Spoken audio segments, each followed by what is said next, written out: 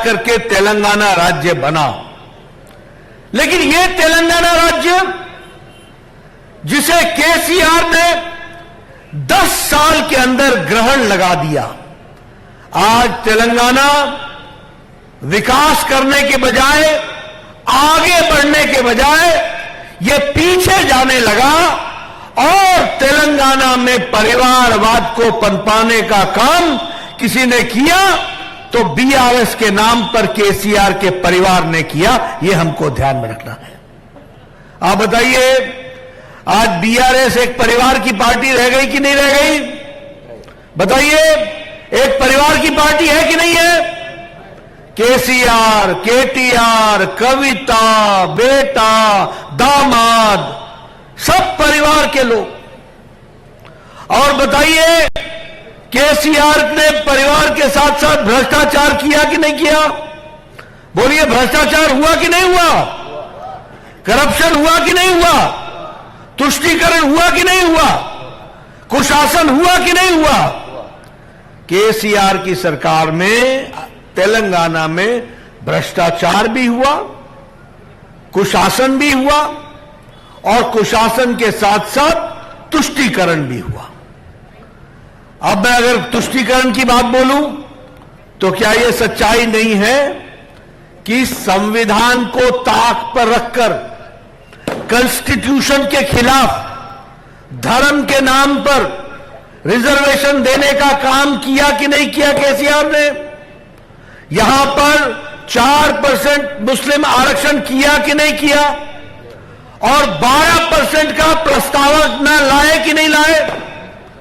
मैं आपको बताना चाहता हूं, हमारी सरकार आप बनाओगे, हम धर्म के नाम पर रिजर्वेशन समाप्त करेंगे और वह रिजर्वेशन ओबीसी को, एससी को और एसटी को उनको न्याय के साथ पहुंचाएंगे। यह हम आपको बताना चाहते हैं। आज उर्दू को दूसरी भाषा कर दिया। बीआरएस बोलते हैं। बीआरएस का मतलब क्या होता है? भ्रष्टाचारी राक्षसुल समिति।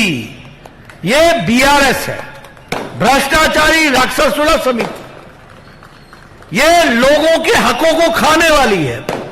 आप बताइए, केसीआर ने धरनी पोर्टल में भ्रष्टाचार किया है कि नहीं किया है? किया है कि नहीं? गरीबों की जमीन लूटने का काम धरनी पोर्टल कर रही है कि नहीं कर रही है? आप इन दोनों को चुनाव जिताओ, हमारी सरकार बनाओ।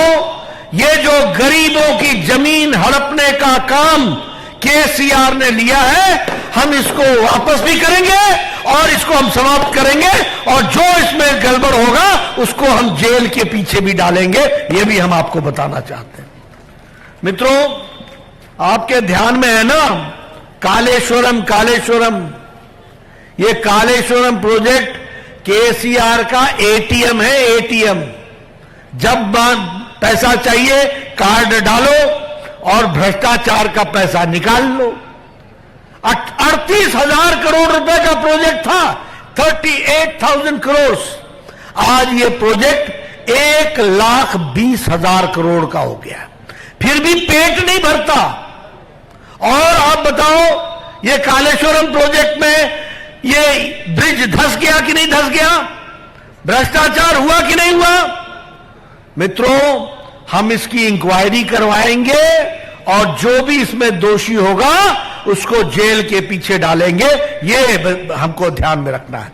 इसलिए जरूरी है कि पीएम राजू को जिताओ और संगप्पा जी को जिताओ। इसकी हमको चिंता करनी पड़ेगी।